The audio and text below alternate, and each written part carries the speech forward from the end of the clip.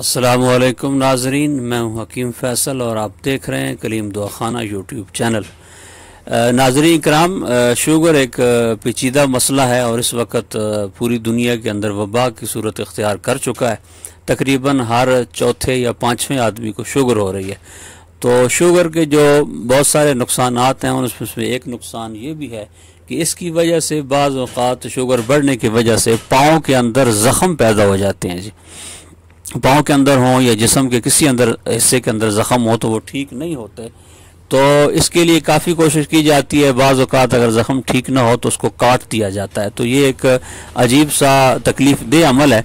तो इसका बड़ा आसान और सीधा सा इलाज हम आपको बताते हैं, आप करें, इंशाल्लाह आपके ज़ख़म जो है शुगर की वजह से ठीक हो जाएंगे।